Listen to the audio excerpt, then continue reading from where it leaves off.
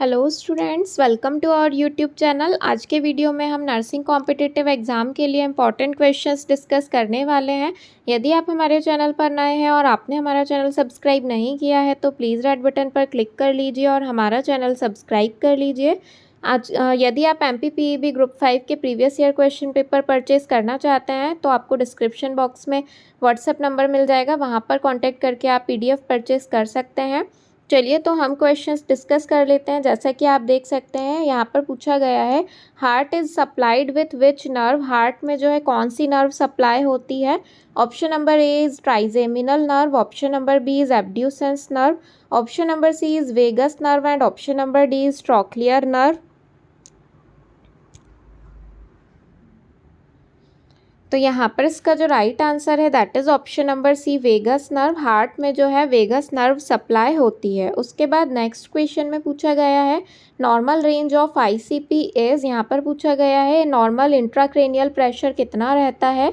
Option number A 0 to 5 mm of Hg, option number B is 5 to 10 mm of Hg, option number C is 5 to 15 mm of Hg and option number D is 15 to 20 mm of Hg।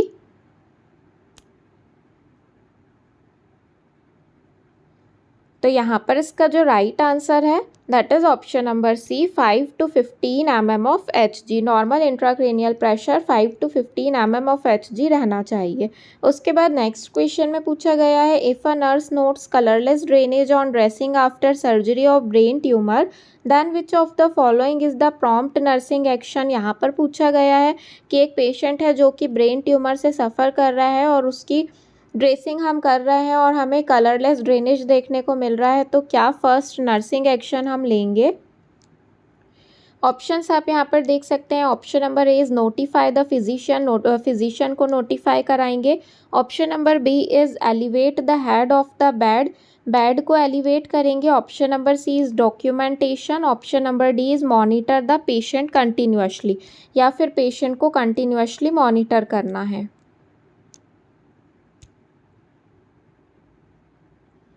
तो यहाँ पर इसका जो right answer है that is option number A, notify the physician. यदि हमें colourless drainage देखने को मिल रही है ब्रेन ट्यूमर की सर्जरी के बाद, तो यहाँ पर हमें पेशेंट को नोटिफाई कराना है।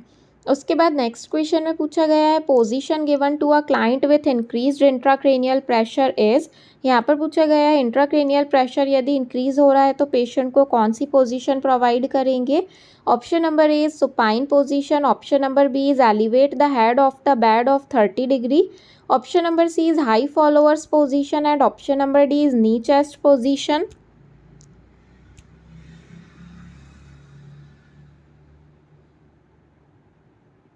तो यहाँ पर इसका जो राइट आंसर है that is option number B, elevate the head of the bed to 30 degree 30 degree. तो हम जो पेशेंट का बेड है वो 30 डिग्री एलिवेट करेंगे यदि पेशेंट को इंक्रीज इंट्राक्रेनियल प्रेशर है तब। उसके बाद नेक्स्ट क्वेश्चन में पूछा गया है, all of the following measure are used to decrease brain oedema except. यहाँ पर पूछा गया है सभी मेजर्स जो है फॉलो कर सकते हैं ब्रेन एडिमा को डिक्रीज करने के लिए, सिर्फ किसी एक को छोड़कर। Option number A is hydrocortisone, option number B is hyperventilation, option number C is dextrose infusion and option number D is mannitol infusion.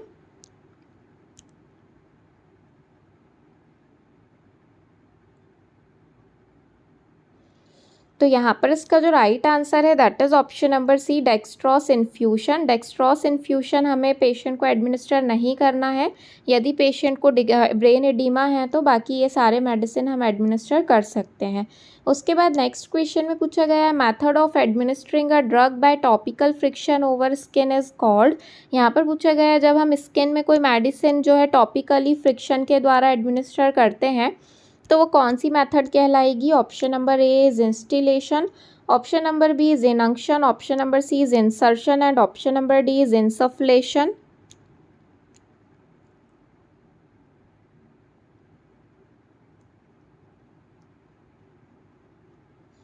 तो यहाँ पर इसका जो राइट आंसर है that is option number B, inunction. Skin के ऊपर medicine apply करने की जो मेथड है उसे इनंक्शन कहा जाता है।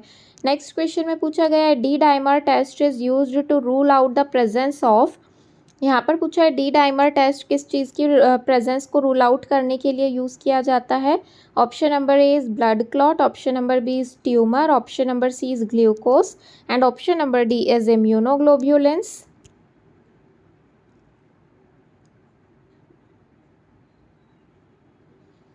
तो यहाँ पर इसका जो राइट आंसर है that is option number A blood clot. Blood clot की प्रेजेंस को फाइंड आउट करने के लिए डी डाइमर टेस्ट यूज़ किया जाता है। डी डाइमर एक टाइप के प्रोटीन फ्रेगमेंट होते हैं, स्मॉल पीसेज ऑफ प्रोटीन रहते हैं जो कि ब्लड के क्लॉट को फॉर्म करते हैं और इसे डिटेक्ट करने के लिए डी डाइमर टेस्ट करते हैं।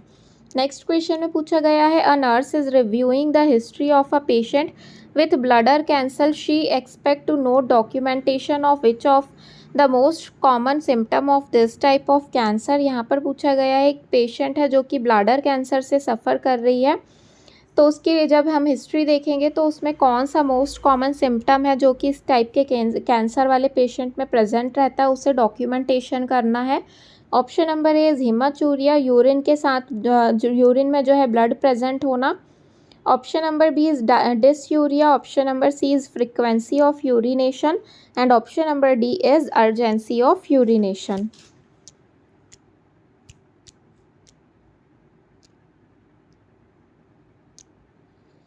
तो यहाँ पर इसका जो राइट आंसर है that is option number A हिमाचूरिया।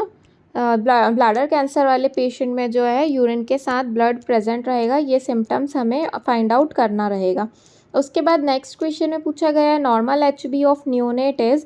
यहाँ पर पूछा गया है न्यूनेट में नॉर्मल एचबी कितना रहना चाहिए। Option number A is 11 to 16 gram per DL, option number B is 14 to 16 gram per DL, option number C 17 to 20 gram per DL and option number D is 10 to 12 gram per DL।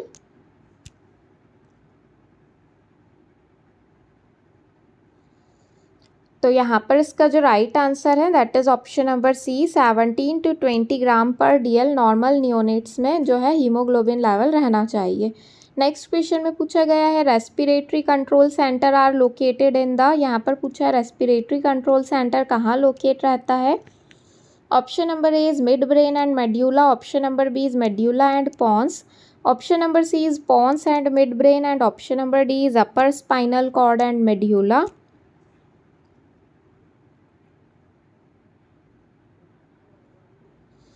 तो यहाँ पर इसका जो right answer है that is option number B medulla and Pond's. Medulla and Pond's जो reason रहता है यहाँ पर रेस्पिरेटरी सेंटर प्रेजेंट रहता है। नेक्स्ट क्वेश्चन में पूछा गया है what do you mean by asepsis. Asepsis से आप क्या समझते हैं। Option number A is absence of micro organism, option number B is present of micro organism, option number C is contamination and option number D is inhibits of bacteria.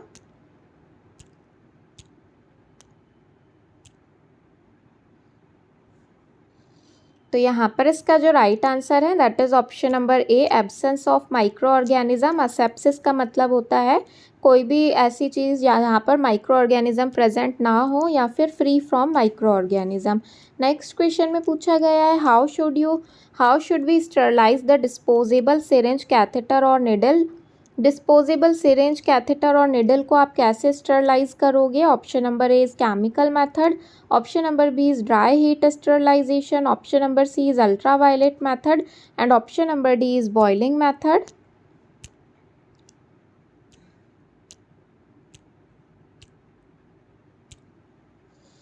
तो यहाँ पर इसका जो राइट आंसर है that is option number a chemical method. Disposable syringe catheter और needle को sterilise करने के लिए केमिकल मेथड जो है ये यूज़ की जाती है। नेक्स्ट क्वेश्चन में पूछा गया है what is stomach wash. Stomach wash इनमें से क्या कहलाएगा। Option number A is lavage, option number B is gavage, option number C is irrigation and option number D is all of the above.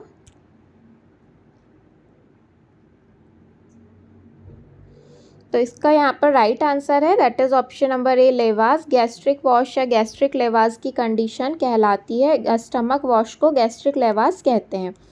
Next question में पूछा गया है Hay's test is the test for. Hay's test जो है किस चीज़ को detect करने के लिए यूज़ किया जाता है। Option number A is albumin, option number B is bile salt, option number C is acetone and option number D is bile pigment.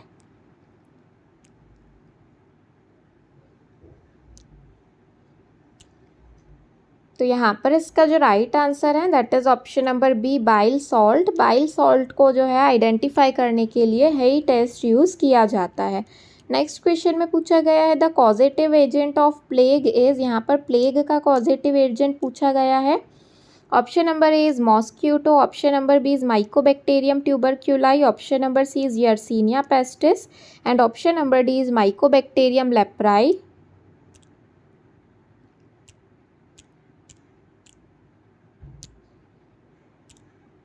तो यहाँ पर इसका जो राइट आंसर है that is option number C, Yersinia pestis. Yersinia pestis जो है ये plague का कॉजेटिव ऑर्गेनिज्म कहलाता है। उसके बाद नेक्स्ट क्वेश्चन में पूछा गया है which committee is also known as health survey and development committee. Health survey और डेवलपमेंट कमिटी किसे कहा जाएगा?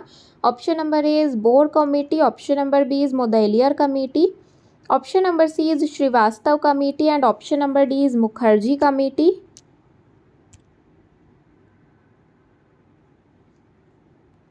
तो यहाँ पर इसका जो राइट आंसर है that is option number A, Bhore committee. Bhore committee को ही health survey and development committee भी कहा जाता है। नेक्स्ट क्वेश्चन में पूछा गया है mulberry stone are a type of stone seen in. यहाँ पर पूछा गया है मलबरी स्टोन ऐसे टाइप का स्टोन है जो कि इनमें से कौन से वाली कंडीशन में दिखाई देगा?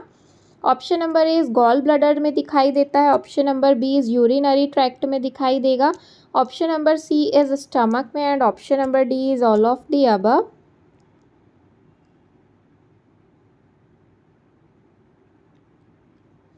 तो यहाँ पर इसका जो राइट आंसर है that is option number B, urinary tract. Mulberry stone जो है ये यूरिनरी ट्रैक्ट में दिखाई देता है या होने के चांसेस ज़्यादा रहते हैं। उसके बाद नेक्स्ट क्वेश्चन में पूछा गया है which of the following bone has a shape like that a bat और अ बटरफ्लाई। ऐसी कौन सी जो बोन है जो कि बटरफ्लाई या बैट के शेप में दिखाई देती है? Option number A is ethmoid bone, option number B is sphenoid bone, option number C is temporal bone and option number D is parietal bone.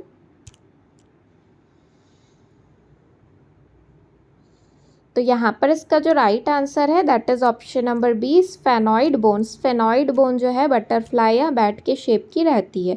उसके बाद नेक्स्ट क्वेश्चन में पूछा गया है which of the following term given below to describe a fungal infection of the scalp. Scalp में होने वाला fungal infection में से कौन सा कहलाएगा? Option number A is tinea capitis, option number B is tinea corporis, option number C is tinea cruris and option number D is tinea pedis.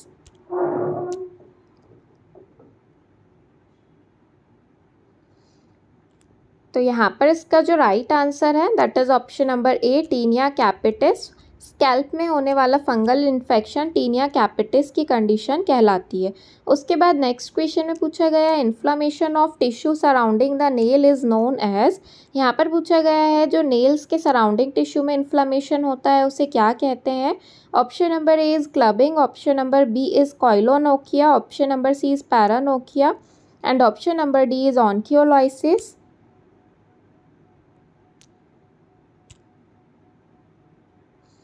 तो यहाँ पर इसका जो राइट आंसर है that is option number C, paronychia. Nails के जो surrounding tissue में inflammation होता है उसके लिए पैरानोकिया टर्म यूज़ की जाती है। तो आज के वीडियो में हमने नर्सिंग कॉम्पिटिटिव एग्ज़ाम के लिए इंपॉर्टेंट क्वेश्चंस डिस्कस किए हैं।